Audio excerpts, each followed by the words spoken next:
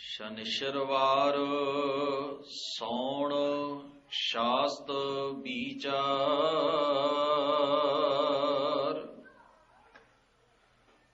हौमै मेरा परमै संसार।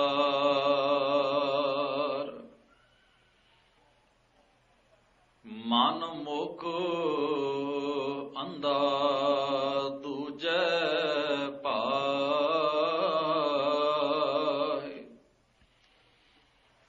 जम दर बांधा चोटां खाए। गुर प्रसादी सदा सुख पाए।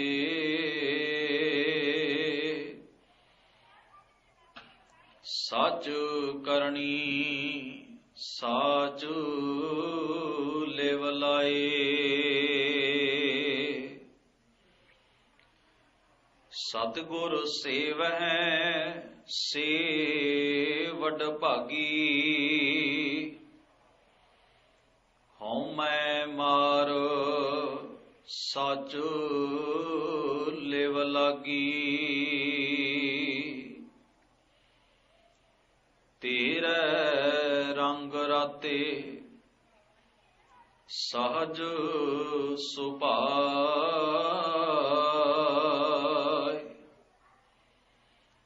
तू सुख दाता लह मिलाए। एक सते दूजा नाही को।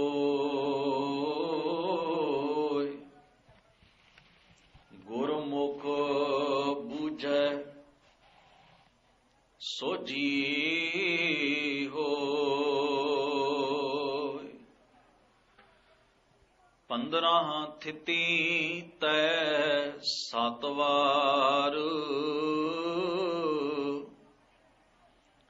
माह रुती आवें वार वार।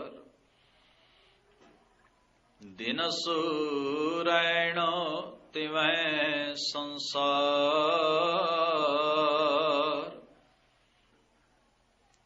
आवागौण किया करतार। निहचल साच रहया काल धार। नानक गुरमुख बूझै को शब्द विचार। वाहिगुरु जी का खालसा वाहिगुरु जी की फतेह। परम सत्कारयोग दीन दुनी दे मालक सतगुरु धन धन गुरु ग्रंथ साहिब सच्चे पातशाह महाराज जी दे गुरु सवारे सत संगी जनों, अकाल पुरख वाहिगुरु जी ने अपार बख्शिश कृपा की है। तीसरे पातशाह धन धन गुरु अमरदास महाराज जी की उचारण की हुई पावन बाणी, जो कि राग बिलावल विच सुभायमान है, जिसका सरलेख है वार 7, जिस दी लड़ीवार कथा विचार आप सरबत संगत नाल सांझिया करन दा यतन उद्यम कीता जांदा है। इस पावन बाणी दे अखीरले समाप्ति वाले 3 बंद पाठ रूप विच आप जी ने श्रवण कीते ने। कुल इस बाणी दे 10 बंद हन। धन गुरु अमरदास महाराज पातशाह ने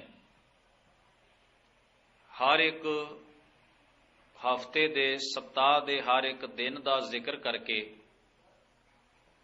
उस दे राही अपना पावन उपदेश जिहड़ा है अपना सुनिया साडे तक पुजदा कीता है, साडे नाल साझा कीता है। कुछ भरम जिहड़े कि हर एक दिन नाल हर एक वखरे वखरे समय नाल साडे बन गए जां असीं बना लए, जिहड़े हर वक्त असीं जे उन्हां मुताबक ना भी चलीए तो साडे मनां अंदर एक भरम उन्हां दे प्रति जरूर बनिया रहिंदा है। ਉਹ ਭਰਮ ਤੇ ਭੁਲੇਖੇ ਪੁਰਾਣੇ ਖਤਮ ਹੁੰਦੇ ਹਨ, ਉਹਨਾਂ ਦੀ ਜਗ੍ਹਾ ਤੇ ਨਵੇਂ ਭਰਮ ਬਣ ਜਾਂਦੇ ਹਨ। ਉਹਨਾਂ ਸਭਨਾਂ ਭਰਮਾਂ ਤੇ ਭੁਲੇਖਿਆਂ ਦਾ ਨਿਵਾਰਣ ਸਤਿਗੁਰੂ ਜੀ ਨੇ ਆਪਣੀ ਇਸ ਬਾਣੀ ਦੇ ਰਾਹੀਂ ਸਾਡੇ ਨਾਲ ਸਾਂਝਾ ਕੀਤਾ ਹੈ। ਹੁਣ ਇੱਥੇ ਦਾਤਾਰ ਸਤਿਗੁਰੂ ਗੁਰੂ ਅਮਰਦਾਸ ਮਹਾਰਾਜ ਜੀ ਸਪਤਾਹ ਦਾ ਜਿਹੜਾ 7ਵਾਂ ਦਿਨ ਹੈ, ਉਸ ਵਾਰ ਦਾ ਜ਼ਿਕਰ ਕਰਦਿਆਂ ਕਹਿੰਦੇ ਹਨ, ਸ਼ਨਿਸ਼ਰਵਾਰ ਸੌਣ ਸਾਸਤ ਵਿਚਾਰ। ਸੌਣ ਦਾ ਅਰਥ ਹੁੰਦਾ ਹੈ ਸ਼ੌਨਕ ਰਿਖੀ ਦਾ ਰਚਿਆ ਹੋਇਆ ਜੋਤਿਸ਼ ਸ਼ਾਸਤਰ। ਪੁਜਾਰੀ ਵਰਗ ਨੇ ਹਰ ਇੱਕ ਦਿਨ ਦੇ ਨਾਲ ਕੁਝ ਚੰਗੀਆਂ, ਕੁਝ ਮਾੜੀਆਂ, ਕੁਝ ਡਰ ਦੇਣ ਵਾਲੀਆਂ, ਕੁਝ ਲਾਲਚ ਦੇਣ ਵਾਲੀਆਂ ਗੱਲਾਂ ਦਾ ਸੰਬੰਧ ਜੋੜ ਰੱਖਿਆ ਹੈ। ਤੋ ਕੁਝ ਲੋਕ ਉਸ ਦਿਨ ਦੇ ਉੱਤੇ ਦੱਸੇ ਹੋਏ ਕਿ ਕਰਮ ਜਿਹੜੇ ਨੇ ਉਹ ਡਰ ਕਰਕੇ ਕਰਦੇ ਨੇ, ਕੁਝ ਲਾਲਚ ਕਰਕੇ ਕਰਦੇ ਨੇ। ਦੋਨਾਂ ਚੀਜ਼ਾਂ ਦੀ ਵਜ੍ਹਾ ਕਰਕੇ ਹੀ ਮਨੁੱਖ ਸੱਚ ਦੇ ਅਸੂਲਾਂ ਤੋਂ ਟੁੱਟ ਕੇ ਪ੍ਰਕਿਰਤੀ ਦੀ ਪੂਜਾ ਵਿੱਚ ਲੱਗਾ ਹੋਇਆ। ਜਾਂ ਤਾਂ ਮਨੁੱਖ ਦੇ ਮਨ ਅੰਦਰ ਡਰ ਹੈ ਕਿ ਜੇ ਮੈਂ ਇਸ ਤਰ੍ਹਾਂ ਨਾ ਕੀਤਾ ਤੇ ਪਤਾ ਨਹੀਂ ਕੀ ਹੋ ਜਾਏਗਾ, ਮੇਰਾ ਕੁਝ ਗਵਾਚ ਜਾਏਗਾ, ਕੁਝ ਖਤਮ ਹੋ ਜਾਏਗਾ, ਕੋਈ ਨੁਕਸਾਨ ਹੋਏਗਾ। ਇਸ ਤਰ੍ਹਾਂ ਦੇ ਡਰ ਵਿੱਚ ਬੰਦਾ ਸਹਿਮ ਵਿੱਚ ਜੀ ਰਿਹਾ ਹੈ। ਤੇ ਜਾਂ ਫਿਰ ਲਾਲਚ ਹੈ, ਜੇ ਮੈਂ ਆਹ ਕਰਾਂ ਤੇ ਮੈਨੂੰ ਆਹ ਮਿਲ ਸਕਦਾ ਹੈ, ਆਹ ਮਿਲ ਸਕਦਾ ਹੈ, ਆਹ ਹੋ ਜਾਏਗਾ, ਆਹ ਹੋ ਜਾਏਗਾ। ਜਾਂ ਇਸ ਲਾਲਚ ਦੀ ਵਜ੍ਹਾ ਕਰਕੇ ਬੰਦਾ ਬਹੁਤੇ ਕਰਮਕਾਂਡ ਜੀਵਨ ਵਿੱਚ ਕਰਦਾ ਹੈ। ਤੋ ਡਰ ਤੇ ਲਾਲਚ ਦੋ ਚੀਜ਼ਾਂ ਦੀ ਵਜ੍ਹਾ ਕਰਕੇ ਮਨੁੱਖ ਬਹੁਤੇ ਕਰਮਕਾਂਡਾਂ ਦੇ ਨੇਮ ਨਿਭਾ ਰਿਹਾ ਹੈ, ਇੰਨੀ ਦੌੜ ਭੱਜ ਕਰ ਰਿਹਾ ਹੈ। ਗੁਰੂ ਮਹਾਰਾਜ ਪਾਤਸ਼ਾਹ ਜੀ ਨੇ ਆਪਣੀ ਮੁਬਾਰਕ ਬਾਣੀ ਅੰਦਰ ਇਹਨਾਂ ਦੋਨਾਂ ਚੀਜ਼ਾਂ ਦੇ ਉੱਤੇ ਹੀ ਤਕੜਾ ਕਟਾਕਸ਼ ਕੀਤਾ ਹੈ। ਡਰ ਸਾਡੇ ਔਰ ਇਹ ਲਾਲਚ ਦੀ ਬਿਰਤੀ ਸਾਡੇ ਭਰਮ ਦੀ ਉਪਜ ਹੈ। ਗਰੀਬ ਨਵਾਜ ਸਤਿਗੁਰੂ ਕਹਿੰਦੇ ਨੇ, ਸ਼ਨਿਸ਼ਰਵਾਰ ਸੌਣ ਸ਼ਾਸਤ ਵਿਚਾਰ, ਹਉਮੈ ਮੇਰਾ ਭਰਮੈ ਸੰਸਾਰ। ਸਤਿਗੁਰੂ ਕਹਿੰਦੇ ਜੋਤਿਸ਼ ਦੇ ਸ਼ਾਸਤਰ ਦੇ ਮੁਤਾਬਕ ਕਰਮ ਕਰਨ ਵਾਲੇ ਜੀਵ ਕਈ ਤਰ੍ਹਾਂ ਦੇ ਭਰਮਾਂ ਦੇ ਵਿੱਚ ਭੁੱਲੇ ਹੋਏ ਹਨ, ਕਈ ਤਰ੍ਹਾਂ ਦੀ ਪਕੜ ਵਿੱਚ ਪਏ ਹੋਏ ਹਨ। ਦਸ਼ਮੇਸ਼ ਪਿਤਾ ਗੁਰੂ ਗੋਬਿੰਦ ਸਿੰਘ ਸਾਹਿਬ ਜੀ ਦੇ ਜੀਵਨ ਦੀ ਇੱਕ ਬੜੀ ਖੂਬਸੂਰਤ ਘਟਨਾ ਸਾਨੂੰ ਪੜ੍ਹਨ ਵਾਸਤੇ ਮਿਲਦੀ ਹੈ। ਇਸੇ ਦਿਨ ਹੀ ਮਹਾਰਾਜ ਨੇ ਇੱਕ ਵਾਰ ਇੱਕ ਪੁਜਾਰੀ ਨੂੰ, ਪ੍ਰੋਹਤ ਨੂੰ ਆਪਣੇ ਕੋਲ ਸੱਦਿਆ ਔਰ ਇਸ ਦਿਨ ਮਹਾਰਾਜ ਨੇ ਉਹਨੂੰ ਥੋੜਾ ਜਿਹਾ ਲੋਹਾ, ਕੁਝ ਦਾਲਾਂ, ਕੁਝ ਕੌੜਾ ਤੇਲ, ਸਰੋਂ ਆਦਿਕ ਦਾ, ਇਹ ਚੀਜ਼ਾਂ ਉਹਨੂੰ ਦਿੱਤੀਆਂ। ਹੁਣ ਪੁਜਾਰੀ ਪ੍ਰੋਹਤ ਆਪਣੀ ਧੁਨ ਵਿੱਚ ਇਸ ਗੱਲ ਤੋਂ ਬੜਾ ਖੁਸ਼ ਸੀ ਕਿ ਗੁਰੂ ਮਹਾਰਾਜ ਨੇ ਮੈਨੂੰ ਆਪ ਸੱਦ ਕੇ ਚੀਜ਼ਾਂ ਦਿੱਤੀਆਂ ਨੇ। ਤੇ ਜਦੋਂ ਏਡੀ ਵੱਡੀ ਹਸਤੀ ਤੁਹਾਨੂੰ ਇਸ ਢੰਗ ਦੇ ਨਾਲ ਦਾਨ ਦੇਵੇ, ਤੁਹਾਨੂੰ ਇਹ ਚੀਜ਼ਾਂ ਦੇਵੇ, ਤਾਂ ਇਹਦਾ ਮਤਲਬ ਹੈ ਮੇਰਾ ਖਾਤਾ ਸਿੱਖਾਂ ਦੇ ਵਿੱਚ ਪੱਕਾ ਖੁੱਲ ਗਿਆ। ਹੁਣ ਜੇ ਗੁਰੂ ਇਸ ਤਰ੍ਹਾਂ ਕਰਦਾ ਹੈ ਤੇ ਸਿੱਖ ਵੀ ਐਵੇਂ ਹੀ ਕਰਨਗੇ। ਤੋ ਇਸ ਤਰ੍ਹਾਂ ਦਾਨ ਦੀ ਇਹ ਜਿਹੜੀ ਸਾਰੀ ਪਰੰਪਰਾ ਵਧੇ ਫੁੱਲੇਗੀ। ਗੁਰੂ ਗੋਬਿੰਦ ਸਿੰਘ ਸਾਹਿਬ ਮਹਾਰਾਜ ਜੀ ਨੇ ਇਹ ਸਾਰਾ ਕੁਝ ਉਹਨੂੰ ਕਿਉਂ ਦਿੱਤਾ, ਇਹਦੇ ਪਿੱਛੇ ਇੱਕ ਕਾਰਨ ਸੀ। ਜਿਉਂ ਹੀ ਉਹ ਬੜੀ ਖੁਸ਼ੀ ਦੇ ਨਾਲ ਸਿੱਖ ਵੇਖ ਰਹੇ ਸਨ, ਗੁਰੂ ਮਹਾਰਾਜ ਨੂੰ ਤਾਂ ਉਹਨਾਂ ਨੇ ਨਾ ਆਖਿਆ ਕਿ ਤੁਸੀਂ ਕਿਉਂ, ਕਿਸ ਤਰ੍ਹਾਂ, ਕਿਵੇਂ ਕਰ ਸਕਦੇ ਹੋ ਐਵੇਂ, ਪਰ ਉਹ ਦੇਖਦੇ ਰਹੇ ਕਿ ਗੁਰੂ ਗੋਬਿੰਦ ਸਿੰਘ ਸਾਹਿਬ ਮਹਾਰਾਜ ਨੇ ਇਸ ਪ੍ਰੋਹਤ ਨੂੰ ਇਹ ਸਾਰਾ ਕੁਝ ਕਿਉਂ ਦਿੱਤਾ ਹੈ। ਉਹਨੂੰ ਪੁੱਛਿਆ, ਹਾਂਜੀ ਕਿਵੇਂ ਆਏ? ਉਹਨੇ ਕਿਹਾ, ਤੁਸੀਂ ਦੇਖਦੇ ਨਹੀਂ ਗੁਰੂ ਗੋਬਿੰਦ ਸਿੰਘ ਸਾਹਿਬ ਨੇ ਅੱਜ ਮੈਨੂੰ ਸ਼ਨੀ ਦਾ ਦਾਨ ਦਿੱਤਾ ਹੈ। ਅੱਜ ਸ਼ਨਿਚਰਵਾਰ ਹੈ, ਸ਼ਨੀ ਦਾ ਦਾਨ ਇਹੀ ਮੰਨਿਆ ਜਾਂਦਾ ਹੈ, ਤੁਸੀਂ ਤੇਲ, ਦਾਲਾਂ ਇਤਿਆਦਿਕ ਇਹ ਚੀਜ਼ਾਂ ਚੜਾਓ। ਗੁਰੂ ਮਹਾਰਾਜ ਨੇ ਅੱਜ ਮੈਨੂੰ ਅੱਜ ਦੇ ਦਿਨ ਉਚੇਚਾ ਸੱਦ ਕੇ ਸਭ ਕੁਝ ਦਿੱਤਾ।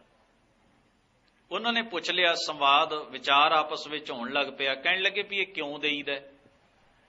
ਕਹਿਣ ਲੱਗਿਆ ਇਸ ਕਰਕੇ ਕਿ ਸ਼ਨੀ ਦੀ ਖੁਸ਼ੀ ਮਿਲੇ ਤੇ ਉਹਦੇ ਭਾਰੀ ਪ੍ਰਕੋਪ ਤੋਂ ਬੰਦਾ ਬਚ ਜਾਵੇ। ਹਰ ਚੀਜ਼ ਬੰਦਾ ਲਾਲਚ ਜਾਂ ਡਰ ਕਰਕੇ ਹੀ ਕਰਦਾ ਹੈ। ਕਹਿਣ ਲੱਗੇ ਅੱਛਾ ਜੇ ਕੋਈ ਇਹਦਾ ਦਾਨ ਨਹੀਂ ਦੇਵੇਗਾ ਤੇ ਉਹਦਾ ਕੀ ਹੋਏਗਾ? ਕਹਿਣ ਲੱਗੇ ਉਹਦੇ ਉੱਤੇ ਸ਼ਨੀ ਦਾ ਪ੍ਰਕੋਪ ਹੋ ਜਾਏਗਾ। ਅਗਲਾ ਪ੍ਰਸ਼ਨ ਕੀਤਾ, ਕਹਿਣ ਲੱਗੇ ਮੰਨ ਲਵੋ ਜੇ ਤੁਹਾਨੂੰ ਇਹ ਚੀਜ਼ਾਂ ਕਿਸੇ ਨੇ ਦਿੱਤੀਆਂ ਨੇ, ਤੁਹਾਡੇ ਤੋਂ ਬਿਨਾਂ ਅਸੀਂ ਨਹੀਂ ਇਹ ਲੈ ਸਕਦੇ। ਕਹਿਣ ਲੱਗਿਆ ਨਹੀਂ, ਮੈਂ ਹਾਂ ਪੁਜਾਰੀ, ਮੈਂ ਸ਼ਨੀ ਦੇਵ ਦੀ ਪੂਜਾ ਕਰਦਾ ਹਾਂ, ਤੁਸੀਂ ਕੀ ਕਰਦੇ ਹੋ? ਇਸ ਕਰਕੇ ਇਹ ਸਾਰਾ ਦਾਨ ਲੈਣ ਦਾ ਅਧਿਕਾਰ ਸ਼ਾਸਤਰਾਂ ਦੇ ਮੁਤਾਬਕ, ਪੌਰਾਣਿਕ ਕਥਾਵਾਂ ਦੇ ਮੁਤਾਬਕ ਮੇਰਾ ਬਣਦਾ। ਪਰ ਜੇ ਅਸੀਂ ਤੇਰੇ ਕੋਲੋਂ ਇਹ ਚੀਜ਼ਾਂ ਲੈ ਲਈਏ, ਕਹਿਣ ਲੱਗਿਆ ਤੁਸੀਂ ਉਹਦੀ ਨਾਰਾਜ਼ਗੀ ਦੇ ਪਾਤਰ ਬਣੋਗੇ, ਤੁਸੀਂ ਉਹਦੇ ਪੁਜਾਰੀ ਨਹੀਂ, ਮੈਂ ਉਹਦਾ ਪੁਜਾਰੀ ਹਾਂ, ਹੱਕ ਮੇਰਾ ਬਣਦਾ, ਤੁਸੀਂ ਕਿਵੇਂ ਲੈ ਸਕਦੇ ਹੋ? ਉਹਨਾਂ ਨੇ ਉਹਦੇ ਕੋਲੋਂ ਸਾਰਾ ਕੁਝ ਲੈ ਲਿਆ ਔਰ ਜੋ ਜੋ ਵਰਤੋਂ ਉਹਦੀ ਉਹ ਕਰ ਸਕਦੇ ਸਨ ਉਹ ਕਰ ਲਈ।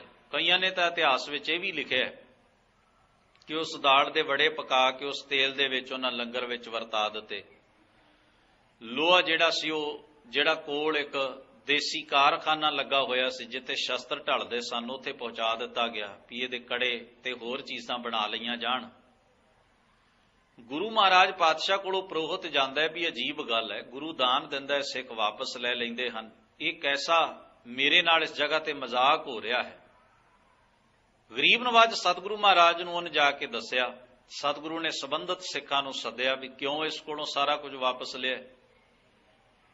ਕਹਿਣ ਲੱਗੇ ਮਹਾਰਾਜ ਇਹ ਕਹਿ ਰਿਹਾ ਸੀ ਵੀ ਗੁਰੂ ਗੋਬਿੰਦ ਸਿੰਘ ਸਾਹਿਬ ਨੇ ਮੈਨੂੰ ਸ਼ਨੀ ਦਾ ਦਾਨ ਦਿੱਤਾ ਹੈ। ਦੂਜੀ ਗੱਲ ਇਹ ਕਹਿ ਰਿਹਾ ਸੀ ਵੀ ਇਸ ਨੂੰ ਵਰਤਣ ਤੇ ਖਰਚਣ ਦਾ ਹੱਕ ਤੇ ਅਧਿਕਾਰ ਕੇਵਲ ਮੇਰਾ ਹੈ, ਕਿਉਂਕਿ ਪ੍ਰੋਹਿਤ ਜਿਹੜਾ ਦੇਵ ਨੂੰ ਖੁਸ਼ ਕਰਦਾ ਹੈ, ਜਿਹੜਾ ਦੇਵ ਪੂਜਾ ਕਰਦਾ ਹੈ, ਉਹੀ ਇਹਨਾਂ ਚੀਜ਼ਾਂ ਨੂੰ ਦਾਨ ਦਕਸ਼ਨਾ ਨੂੰ ਵਰਤਣ ਦਾ ਅਧਿਕਾਰੀ ਹੈ, ਹੋਰ ਕੋਈ ਨਹੀਂ। ਤੀਸਰੀ ਗੱਲ ਇਹ ਕਹਿੰਦਾ ਸੀ ਵੀ ਜੋ ਇਹ ਦਾਨ ਦਿੰਦਾ ਨਹੀਂ ਜਾਂ ਪ੍ਰੋਹਿਤ ਕੋਲੋਂ ਜਿਹੜਾ ਲੈ ਲਵੇਗਾ ਉਹ ਪਾਪ ਦਾ ਜਾਂ ਉਸ ਦੇਵਤੇ ਦਾ ਸੰਬੰਧਿਤ ਦੇਵਤੇ ਦਾ ਨਾਰਾਜ਼ਗੀ ਦਾ ਕਾਰਨ ਬਣੇਗਾ। ਕੁਝ ਐਸੀਆਂ ਗੱਲਾਂ ਨੇ। ਅਸੀਂ ਇਹਨੂੰ ਇਹ ਦੱਸਿਆ ਵੀ ਗੁਰੂ ਨਾਨਕ ਮਹਾਰਾਜ ਦੀ ਸਿੱਖੀ ਵਿੱਚ ਉੱਚਾ ਰੁਤਬਾ ਇੱਕ ਅਕਾਲ ਪੁਰਖ ਦਾ ਹੈ ਔਰ ਬਾਣੀ ਨੇ ਇਹ ਖਿਆਲ ਪ੍ਰਗਟ ਕੀਤਾ ਹੈ ਦੇਵੀ ਦੇਵਾ ਮੂਲ ਹੈ ਮਾਇਆ ਸਿਮਰਤ ਸ਼ਾਸਤ ਜੇਨਿਉ ਪਾਇਆ ਵੀ ਇਸ ਹੋਰ ਜਿਤਨੀ ਵੀ ਬਹੁ ਪ੍ਰਕਾਰੀ ਪੂਜਾ ਹੈ ਇਹ ਸਾਰੀ ਦੀ ਸਾਰੀ ਮਨੁੱਖੀ ਭਰਮ ਵਿੱਚੋਂ ਤੇ ਪੁਜਾਰੀ ਦੀ ਲੁੱਟ ਵਿੱਚੋਂ ਪੈਦਾ ਹੋਈ ਹੈ। ਇਹ ਸਾਨੂੰ ਗੁਰੂ ਗ੍ਰੰਥ ਸਾਹਿਬ ਮਹਾਰਾਜ ਕਹਿੰਦੇ ਨੇ ਦੇਵੀ ਦੇਵਾ ਪੂਜੀਐ ਭਾਈ ਕਿਆ ਮੰਗੋ ਕਿਆ ਦੇ ਪਾਹਣ ਨੀਰ ਪਖਾਲੀਐ ਭਾਈ ਜਲ ਮੈਂ ਬੂਡੈ ਤੇ। ਹੁਣ ਇੱਥੇ ਗੱਲ ਬਿਲਕੁਲ ਗੁਰਮਤਿ ਦੇ ਸਿਧਾਂਤ ਮੁਤਾਬਕ ਇੱਕ ਨਿਰਾਕਾਰ ਨਿਰਗੁਣ ਸਰੂਪ ਸਾਰੇ ਸ੍ਰਿਸ਼ਟੀ ਦੇ ਪੈਦਾ ਕਰਨ ਵਾਲੇ ਤੇ ਹੁਕਮ ਰੂਪ ਸੱਤਾ ਦੇ ਅਨੁਸਾਰ ਕੁਦਰਤ ਵਿੱਚ ਵਰਤਣ ਵਾਲੇ ਅਕਾਲ ਪੁਰਖ ਨੂੰ ਮੰਨਣ ਦੀ ਗੱਲ ਕਹੀ ਗਈ ਹੈ। ਗੁਰਮਤਿ ਦੇ ਗੁਰੂ ਗ੍ਰੰਥ ਸਾਹਿਬ ਜੀ ਦੇ ਸਿਧਾਂਤ ਮੁਤਾਬਕ ਕਿਸੇ ਦੇਵੀ ਦੇਵਤੇ ਕਿਸੇ ਪੀਰ ਤੇ ਪੈਗੰਬਰ ਕਿਸੇ ਔਲੀਏ ਇਤਿਆਦਿਕ ਨੂੰ ਕੋਈ ਮਾਨਤਾ ਦੇਣ ਦਾ ਵਿਧਾਨ ਨਹੀਂ। ਇੱਥੇ ਕੇਵਲ ਇੱਕ ਅਕਾਲ ਪੁਰਖ ਨਾਲ ਜੁੜਨ ਦਾ ਵਿਧਾਨ ਹੈ। ਹੋਰ ਜੋ ਕੁਝ ਅਸੀਂ ਪੂਜਦੇ ਹਾਂ ਮੰਨਦੇ ਹਾਂ ਸਿਰ ਝੁਕਾਉਂਦੇ ਹਾਂ ਹੱਥ ਜੋੜਦੇ ਹਾਂ ਥਾਂ ਥਾਂ ਉੱਪਰ ਜੋ ਜਾ ਕੇ ਅਸੀਂ ਇਹ ਕਰਮ ਕਾਂਡ ਕਰਦੇ ਹਾਂ ਇਹ ਸਾਰੇ ਦੇ ਸਾਰੇ ਸਾਡੇ ਡਰ ਕਰਕੇ ਹਨ, ਬਣੇ ਹੋਏ ਭਰਮ ਕਰਕੇ ਹਨ। तो दशमेश जी ने आप भी सानू जो दृढ़ कराया उसी पूजा अकाल की परचा शब्द का दीदार खालसे का। ये साडा एक तीन त्रै पक्षी एक सिद्धांत जिहड़ा गुरु महाराज ने निश्चित कर दिता है।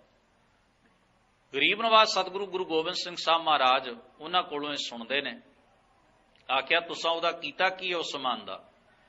कहण लगे जी दाल दे तां असीं वड़े पका के उसे तेल दे विच ते छक छका भी लए ने और लंगर विच भी वरता दिते ने भी भरम नहीं रहना चाहिए।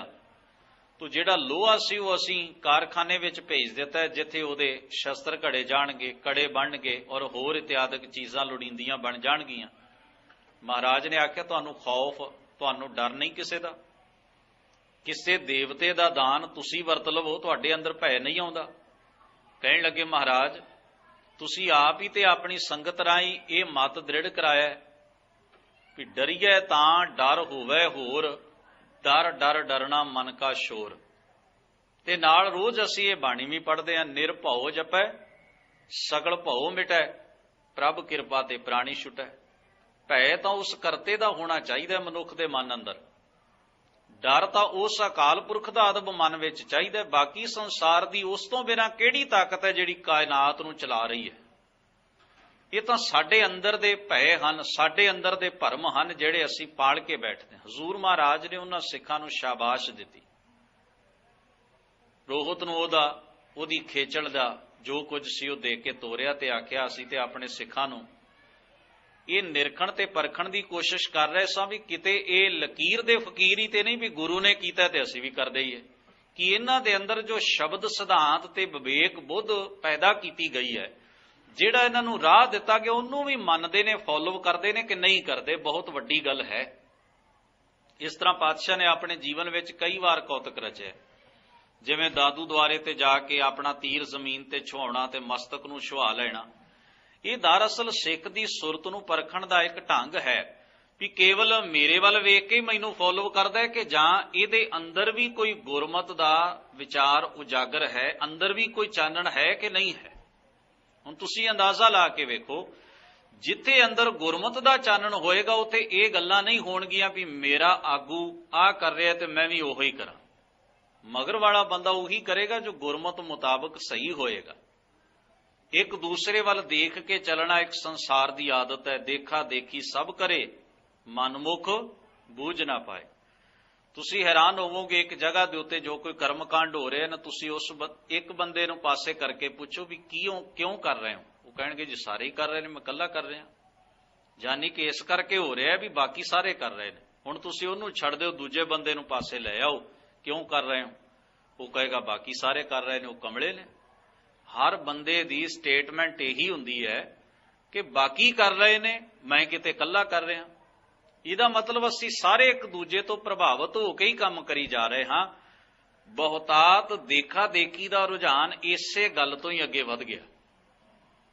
ਕਿਤਨੇ ਲੋਕ ਹਨ ਜਿਹੜੇ ਆਪ ਆਪਣੇ ਅੰਦਰ ਇਸ ਗੱਲ ਨੂੰ ਸੋਚਣਗੇ ਵੀ ਕਿਉਂ ਕਰਾਂ ਮੈਂ। ਕਿਤਨੇ ਲੋਕ ਨੇ ਜਿਹੜੇ ਇਹ ਸੋਚਣਗੇ ਵੀ ਗੁਰੂ ਮਹਾਰਾਜ ਦਾ ਉਪਦੇਸ਼ ਤਾਂ ਆਹ ਹੈ ਤੇ ਇਹ ਲੋਕ ਆਹ ਕੰਮ ਕਰੀ ਜਾਂਦੇ ਨੇ। ਅਸੀਂ ਹਮੇਸ਼ਾ ਬਹੁ ਗਿਣਤੀ ਦੀ ਭੀੜ ਤੋਂ ਪ੍ਰਭਾਵਿਤ ਹੋ ਕੇ ਉਹੋ ਜਿਹਾ ਵਿਹਾਰ ਕਰਨਾ ਸ਼ੁਰੂ ਕਰ ਦਿੰਦੇ ਹਾਂ। ਇਹ ਬੜੀ ਵੱਡੀ ਮੁਸ਼ਕਲ ਹੈ ਮਨੁੱਖ ਦੇ ਜੀਵਨ ਦੀ। ਇਸ ਕਰਕੇ ਉਹ ਆਮ ਤੌਰ ਉੱਤੇ ਉਸੇ ਹੀ ਚੀਜ਼ ਦਾ ਸ਼ਿਕਾਰ ਹੁੰਦਾ ਹੈ ਜਿਹੜੀ ਬਹੁਤਾਤ ਵਿੱਚ ਗਲਤੀ ਲੋਕ ਦੁਹਰਾ ਰਹੇ ਨੇ, ਉਹਨਾਂ ਵੱਲ ਵੇਖ ਕੇ ਸਾਰੇ ਬਾਕੀ ਦੁਹਰਾਉਣਾ ਸ਼ੁਰੂ ਕਰਦੇ ਨੇ।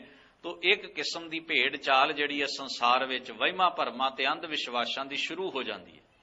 ਤੋ ਜਿਹੜਾ ਵਿਚਾਰਵਾਨ ਹੁੰਦਾ ਹੈ ਉਹ ਇਸ ਭੀੜ ਤੋਂ ਵੱਖਰਾ ਰਹਿੰਦਾ ਹੈ।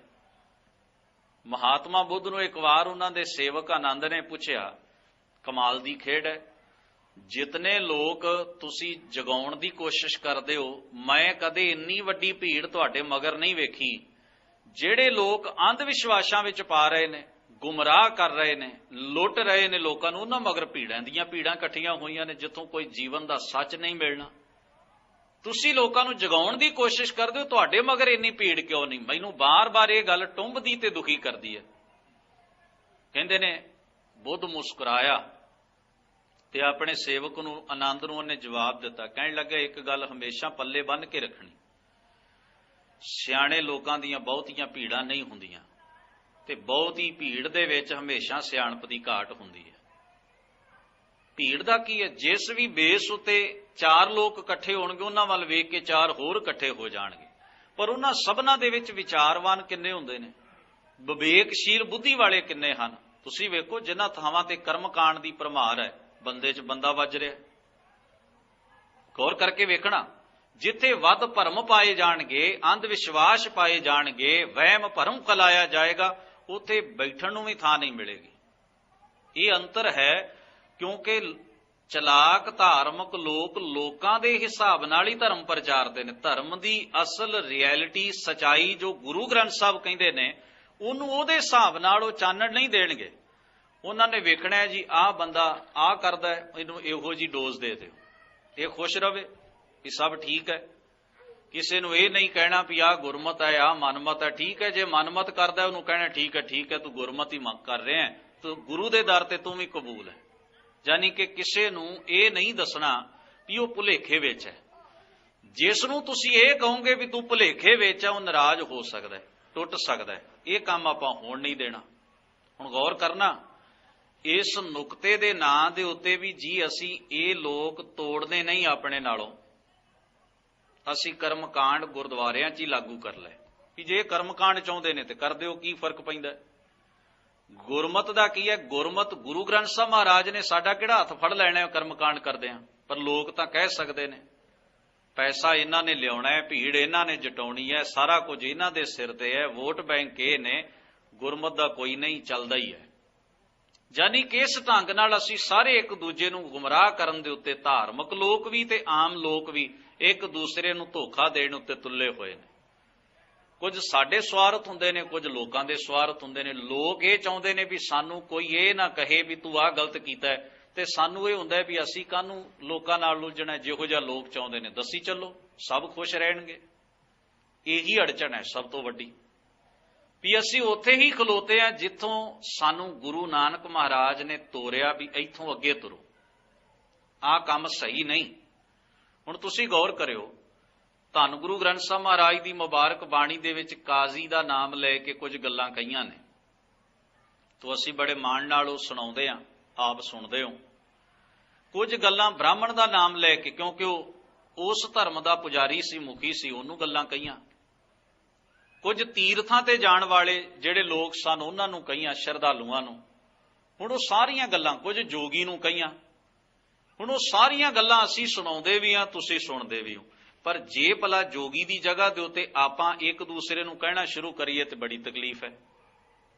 ਯਾਨੀ ਕਿ ਬ੍ਰਾਹਮਣ ਬਾਰੇ ਗੱਲ ਕਰੀ ਚੱਲੋ ਤੇ ਵਧੀਆ, ਜੋਗੀ ਬਾਰੇ ਕਰੀ ਚੱਲੋ ਤੇ ਵਧੀਆ, ਕਾਜ਼ੀ ਬਾਰੇ ਜਿੰਨਾ ਮਰਜ਼ੀ ਵਿਚਾਰ ਚਰਚਾ ਚਲਾਈ ਚੱਲੋ ਸੋਹਣੀ ਲੱਗਦੀ ਹੈ, ਕਿਉਂਕਿ ਕਿਸੇ ਦਾ ਨਾਮ ਲੈ ਕੇ ਕਹੀ ਜਾ ਰਹੀ ਹੈ।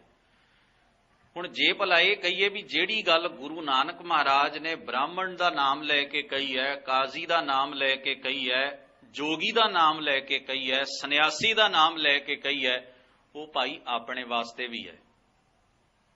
ਉਹਦਾ ਉਹ ਸੁਨੇਹਾ ਪ੍ਰਥਾਏ ਸਾਖੀ ਮਹਾਂਪੁਰਖ ਬੋਲਦੇ ਸਾਂਝੀ ਸਗਲ ਜਾਣੈ, ਵੀ ਕੱਲਾ ਜੋਗੀ ਨੂੰ ਹੀ ਥੋੜਾ ਸਮਝਾਈ ਜਾਣਾ। ਹੁਣ ਆਪਣੇ 'ਚ ਤਾਂ ਜੋਗੀ ਕੋਈ ਨਹੀਂ ਬੈਠਾ। ਉਹ ਜਿਹੜੀ ਗੱਲ ਜੋਗੀ ਦਾ ਨਾਮ ਲੈ ਕੇ ਕਹੀ, ਉਹਦਾ ਸਾਡੇ ਵਾਸਤੇ ਵੀ ਉਨਾ ਹੀ ਮੁੱਲ ਹੈ, ਸਾਡੇ ਵਾਸਤੇ ਵੀ ਉਹਦਾ ਉਹੋ ਹੀ ਅਰਥ ਨਿਕਲਦਾ ਵੀ ਜੇ ਉਹਨੇ ਉਹ ਕੰਮ ਨਹੀਂ ਕਰਨੇ ਤੇ ਇਹਦਾ ਮਤਲਬ ਇਹ ਨਹੀਂ ਵੀ ਅਸੀਂ ਕਰ ਲੈਣੇ ਨੇ। ਸਾਨੂੰ ਵੀ ਸਮਝਾਇਆ ਗਿਆ। ਹੁਣ ਜੇ ਕੋਈ ਮਾਂ-ਬਾਪ ਆਪਣੇ ਇੱਕ ਬੱਚੇ ਨੂੰ ਕਹਿਣ ਵੀ ਗਲਤ ਬੋਲਣਾ ਮਾੜੀ ਗੱਲ ਹੈ, ਇਹਦਾ ਮਤਲਬ ਇਹ ਤੋਂ ਹੀ ਦੂਜਾ ਬੱਚਾ ਆਖੇ ਵੀ ਇਹਨੂੰ ਹੀ ਕਿਹਾ, ਕਿਹੜਾ ਮੈਨੂੰ ਕਿਹਾ ਮੈਂ ਬੋਲ ਸਕਦਾ।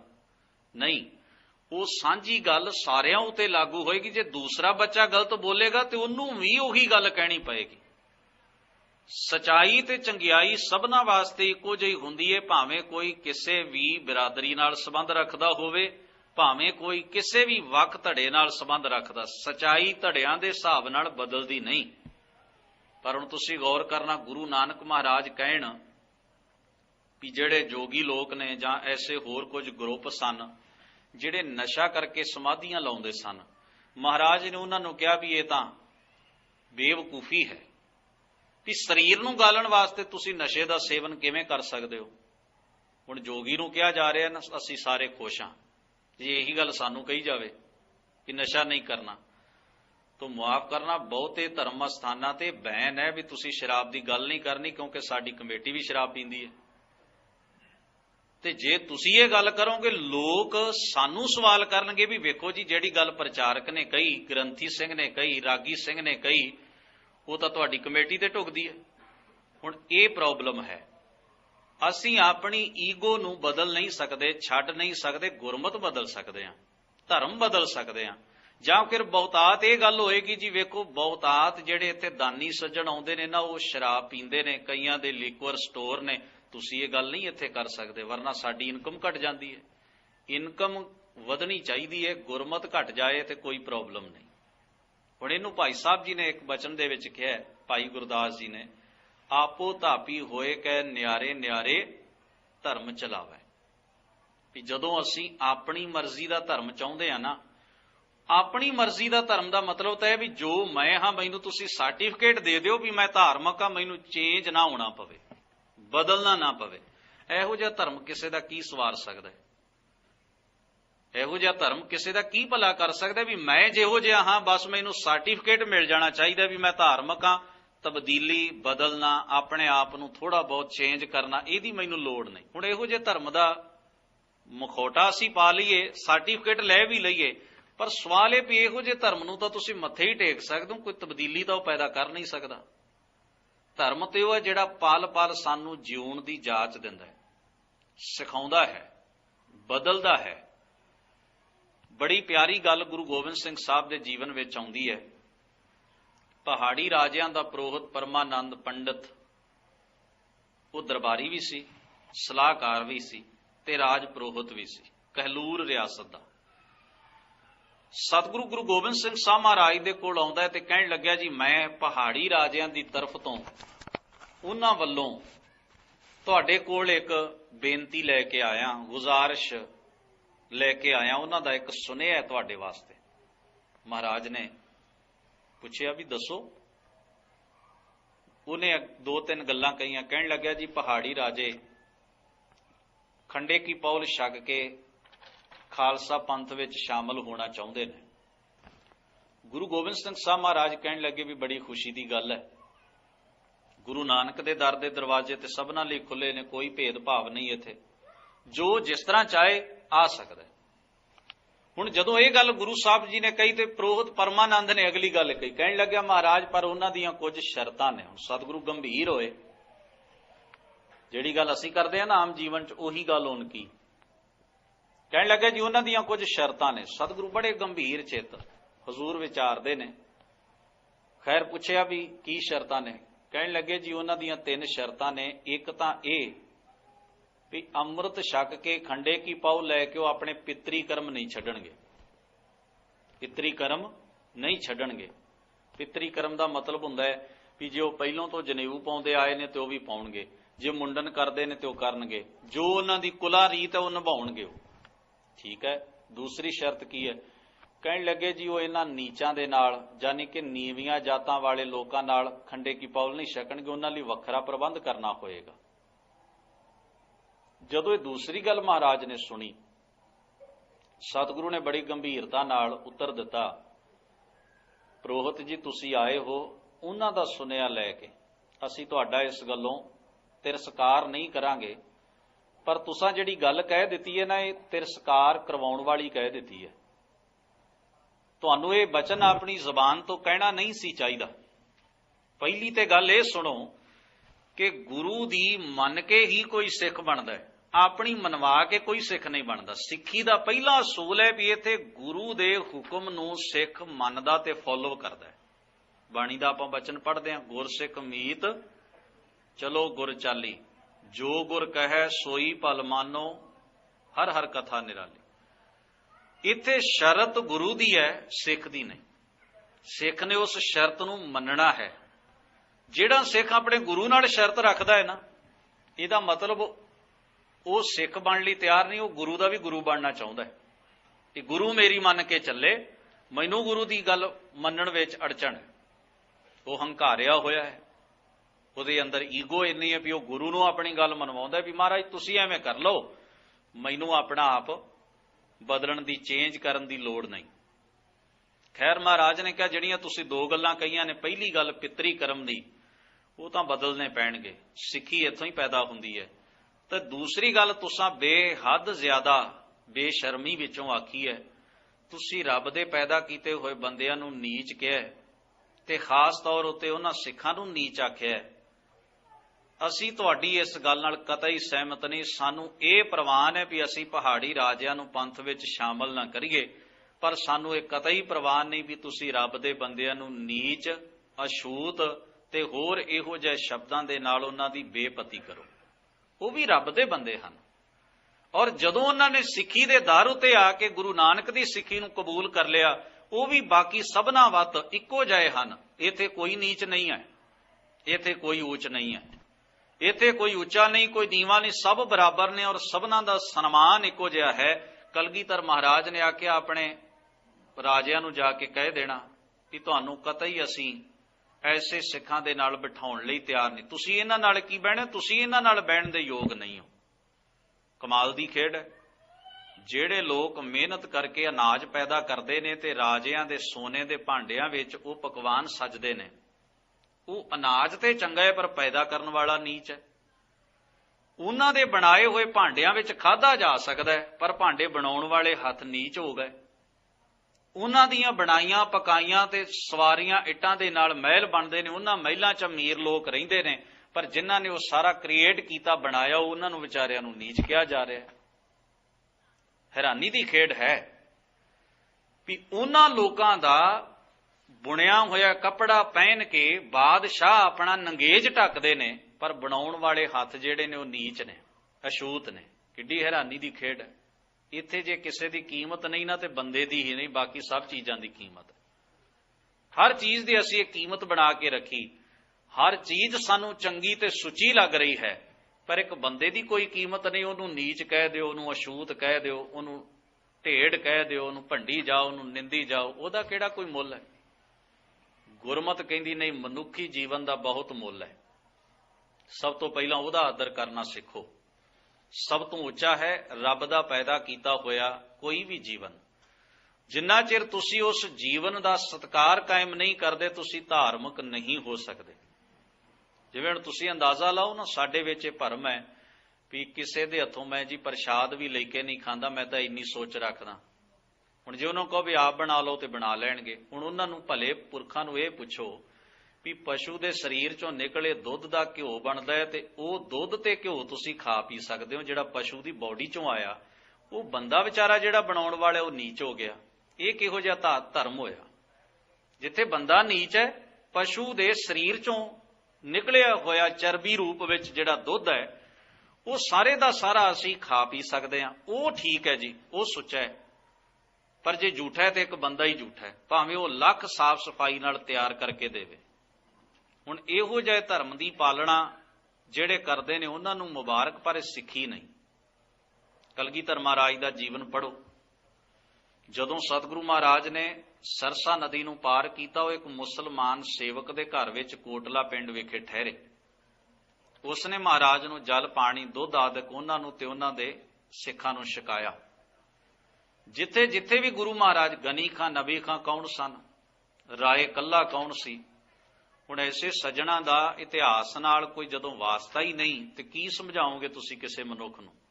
ਆਪਣੀ ਮਨਮਰਜ਼ੀ ਨੂੰ ਉਹਨਾਂ ਨੇ ਸਿੱਖੀ ਬਣਾ ਲਿਆ। ਕਲਗੀਧਰ ਮਹਾਰਾਜ ਮੁਸਲਮਾਨ ਸ਼ਰਧਾਲੂਆਂ ਦੇ ਘਰਾਂ ਵਿੱਚ ਵੀ ਛਕ ਰਹੇ ਨੇ। ਅਸੀਂ ਸਿੱਖ ਦੇ ਹੱਥੋਂ ਹੀ ਸਿੱਖ ਭਿੱਟਿਆ ਜਾ ਰਿਹਾ। ਹੁਣ ਇਹਨੂੰ ਲੋਕ ਧਰਮ ਕਹਿਣਗੇ ਜੀ, ਬੜੀ ਵੱਡੀ ਮਰਿਆਦਾ ਹੈ ਜੀ। ਇਹਦੀ ਮਰਿਆਦਾ ਨਹੀਂ ਹੈ, ਖੇਖਣ ਹਨ, ਜਿੰਨੇ ਮਰਜ਼ੀ ਕਰ ਲਓ। ਇਹ ਮਰਿਆਦਾ ਨਹੀਂ, ਪਖੰਡ ਹੈ, ਜਿੰਨਾ ਮਰਜ਼ੀ ਵਧਾ ਲਓ। ਤਾਂ ਮਰਿਆਦਾ ਦੇ ਨਾਮ ਉੱਤੇ ਦੁਨੀਆ ਪਖੰਡ ਕਰਦੀ ਹੈ। ਮਰਿਆਦਾ ਦੇ ਨਾਮ ਉੱਤੇ ਦੁਨੀਆ ਆਪਣੇ ਆਪ ਨੂੰ ਉੱਚਿਆਂ ਦੱਸਦੀ ਹੈ, ਦੂਸਰਿਆਂ ਨੂੰ ਨੀਚ ਕਹਿ ਕੇ ਭੰਡਦੀ ਹੈ। ਇਹ ਗੁਰੂ ਨਾਨਕ ਦੀ ਸਿੱਖੀ ਨਹੀਂ। ਗੁਰੂ ਨਾਨਕ ਦੀ ਸਿੱਖੀ ਬੜੀ ਅਮੋਲਕ ਹੈ, ਬੜੀ ਕੀਮਤੀ ਹੈ।